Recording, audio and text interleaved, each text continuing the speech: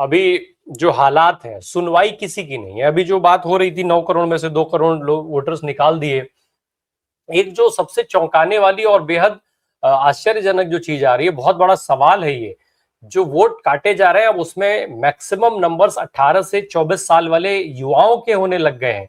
ये एक बहुत बड़ी चिंता है, क्योंकि उन्हें ये दिखने लगा है कि ये जो वर्ग है वो भाजपा से नाराज है, नौकरी मांग रहा है, शिक्षा की बात कर रहा है। ये जेंजी वाला वर्ग है, ये हमारे साथ हमें आईना दिखाने के लिए तैयार है, जिस तरीके से जिस भाषा में हमको समझ में आएगा उस भाषा में समझाने को तैयार है। तो ये इस वजह से शायद इनको अब 18 से 24 वाले जो वोटर हैं वो अब अपने लिए किसी भी तरीके से सुटेबल नहीं दिखाई दे रहे हैं, और शायद ये वजह है कि और बड़ी संख्या में नाम निकाला जाना शुरू हो चुका है। जी जी, जयनारायण सर प्लीज। देखिए राम प्रकाश जी, मैं पहले से कह रहा हूं कि 5 मुद्दे ऐसे हैं जिन पे अपने विपक्ष इनके साथ पंगा नहीं ले सकते या उनके साथ पंगा लेने में सक्षम नहीं रहे। मैं प्रकाश साहब की बात से शतशः सम्मत हूं। पहली बात है मैन पावर। इनकी जो कैडर है, किसी भी जगह देख लीजिए आप, बूथ तक फैली हुई है। तो और पॉलिटिकल पार्टी के पास ये कैडर नहीं है। दूसरी बात हम करें तो सरकारी जो लोग हैं, मशीन, गवर्नमेंट मशीनरी, वो बिल्कुल इनके लिए काम करती है। चाहे वो तहसीलदार हो या फिर कलेक्टर हो, कोई भी हो, वो काम करता है भारतीय जनता पार्टी के लिए, जैसे कि भारतीय जनता पार्टी की नौकरी में हो। तीसरा मुद्दा, इनके पास साधनों की कोई कमी नहीं है। इनके पास जितने पैसे हैं शायद कोई भी पॉलिटिकल पार्टी के पास उतने पैसे नहीं। चौथा मुद्दा है कि इनके पास मसल पावर, क्योंकि पुलिस को वो कंट्रोल करते हैं, मसल पावर की कमी नहीं है। जैसे जंतर मंतर पे हुआ कि कोई बिना प्लेट वाले पुलिस के वर्दी में लोग पाए गए और धमालबाजी की, तो इनके पास गुंडागर्दी करने के लिए। और पांचवा मुद्दा है हमारी जो जो जो कॉन्स्टिट्यूशनल इंस्टीट्यूशंस है, मोर और less they are failing, including the judiciary. तो ये 5 मुद्दों में आप कहाँ भिड़ोगे? और पहला मुद्दा जो है वो आपका संगठन ही नहीं है। राहुल जी बहुत प्रयत्न करते हैं, मगर राहुल जी के प्रयत्न करने से क्या पूरे देश में चुनाव लड़ जाएगा? आपका बूथ में कार्यकर नहीं है, आपका पोलिंग एजेंट नहीं है, आपके लोग नहीं है जो वोटर को लेके मतदान मथक तक ले जाए, तब संगठन के बिना करोगे क्या आप? अकेले राहुल जी के पास कोई ऐसी जादुई छड़ी तो है नहीं कि जादू कि वो घुमा दे और लोग जाके कांग्रेस को वोट दे दे या विपक्ष को वोट दे दे। इसका मतलब ये हुआ कि जिस तरह की सिस्टम्स इन्होंने तोड़ी है और जो भी व्यवस्थाएं थी जो आज तक बंधारण अपने कॉन्स्टिट्यूशन के तहत तय की गई थी, उनकी धज्जियां उड़ा दी है। जैसे ऑब्जर्वर आते हैं, आईएएस अधिकारी होते हैं या फिर और अधिकारी होते हैं, अक्सर वो सरकार का ही काम करते हैं। मैं तो यहाँ तक कहूंगा कि सरकार के तहसीलदार से लेकर जो अधिकारी है वो बिल्कुल भारतीय जनता पार्टी के कार्यकर्ता है, ठीक उसी तरह काम करते हैं। तो जब तक आपके पास संगठन नहीं है, मैं प्रकाश जी की बात से पूर्णतया सहमत हूँ। कांग्रेस में नेतागिरी के लिए काफी लोग हैं, और वो नेतागिरी भी कैसी कि 100 नेता है उसमें 10 गुट हैं, तो वो नेतागिरी में भी गुटबाजी में से बाहर नहीं आते। तो Rahul ji is well meaning, Rahul ji is putting up best possible effort that he can, मगर उनको जो सपोर्ट मिलना चाहिए ग्राउंड लेवल पे, कार्यकर्ताओं का सपोर्ट मिलना चाहिए। मैं बिल्कुल खेद के साथ कहता हूं कि मैं गुजरात समेत विविध राज्यों में जो देख रहा हूं, कांग्रेस लड़ने के लिए तैयार नहीं है। तो ये सिराजुद्दौला और क्लाइव की सेना जैसा हाल है। सिराजुद्दौला के पास सेना है, ट्रेन नहीं है। क्लाइव के पास सेना भी है, शस्त्र भी है, ट्रेनिंग भी है। तो इनके पास सब है, सरकारी मशीनरी है, पैसा है, गुंडागर्दी करने वाले लोग भी है, और कार्यकर भी है जो लोगों को बूथ तक ले जाए।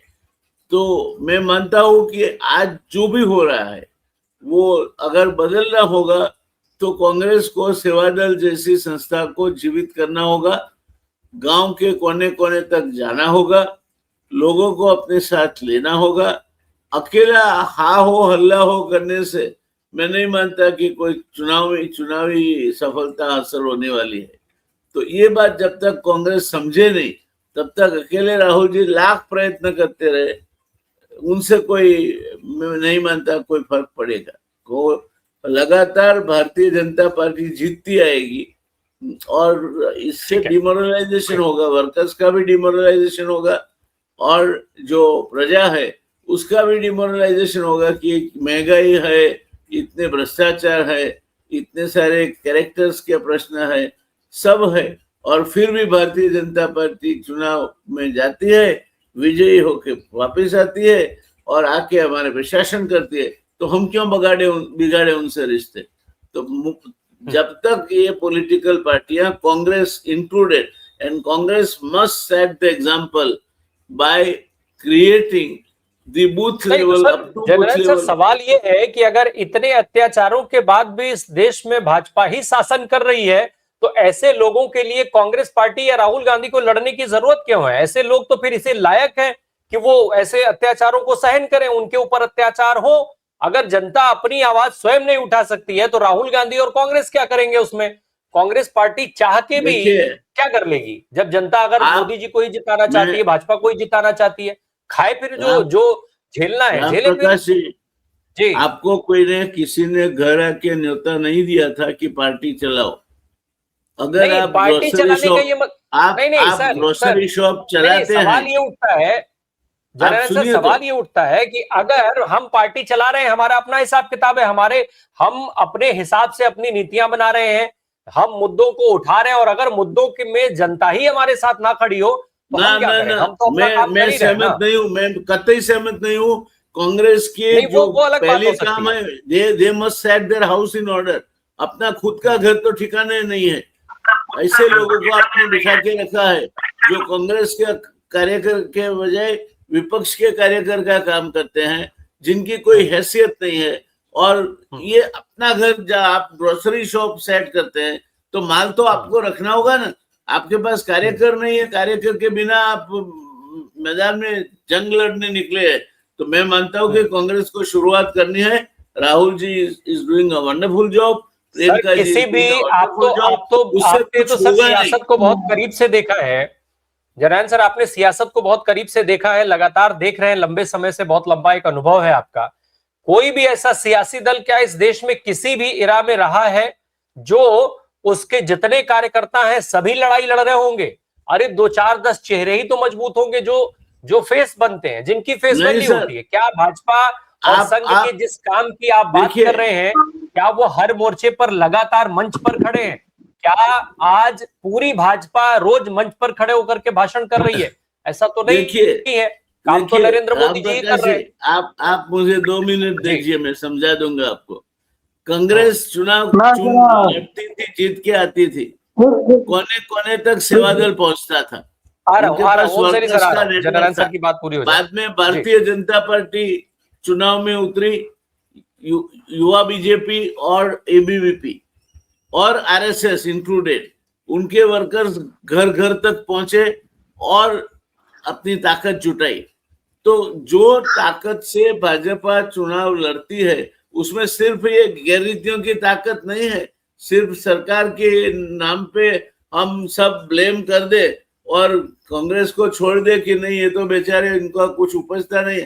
कांग्रेस क्यों ना अपनी कैडर खड़ी करती है? कांग्रेस क्यों ना अपना संगठन खड़ा करता है? सर कहां पे कैडर नहीं है? क्या आज गुजरात में कांग्रेस का कैडर नहीं है? क्या गुजरात की हर विधानसभा सीट पर कांग्रेस चुनाव नहीं लड़ती है? सदस्य होने के नाते कहता हूं कि गुजरात के हालात, राहुल जी ने ऐसा कहा है कि हम विजय की शुरुआत गुजरात से करेंगे।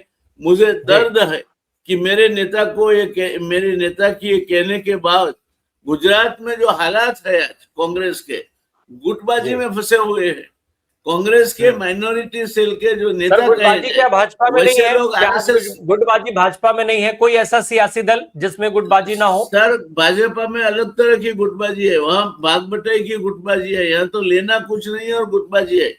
और जब आपके माइनॉरिटी सेल के जो लोग हैं वो आरएसएस के कार्यक्रम में दिखाई दे और फिर भी कांग्रेस के सदस्य रहे, तो क्या बात करते हैं हम? हमारी फिलोसफी से विरुद्ध की बातें सर हो आज रही तो है। पूरी भाजपा ही कांग्रेस वाली दिखती है। आज तो यही नहीं पता है कि भाजपा कहाँ है, कांग्रेस कहाँ है। सारे चेहरे तो वही बदलना भरे हुए हैं सर, भाजपा में। बदलना होगा, बदलना होगा, बदलना होगा, बदलना होगा और संगठन खड़ा करना होगा।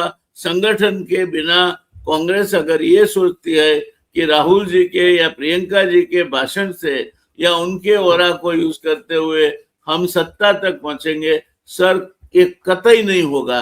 मगर मेरी एक और भी भविष्यवाणी जाते जाते सुन ले कि भाजपा अपना खुद का डेथ वारंट लिख चुकी है। They are over dependent on Narendra Modi. The day Narendra Modi is not there, Bhajpa के 3 टुकड़े होंगे और आरएसएस के भी 3 टुकड़े होंगे। तो ये ऐसा नहीं है कि ये लोग अजय है। इन्होंने भी बरगद का पेड़ खड़ा कर लिया है जिसके नीचे कुछ नहीं पलता। तो आज मोदी मोदी है, मोदी के नाम से वोट लेते हो, जिस दिन मोदी नहीं होगा सब बिखर जाएगा। वो तो सर निशिकांत दुबे ऑलरेडी कह चुके हैं कि भाई नरेंद्र मोदी जी के नाम पे ही पूरी पार्टी चल रही है।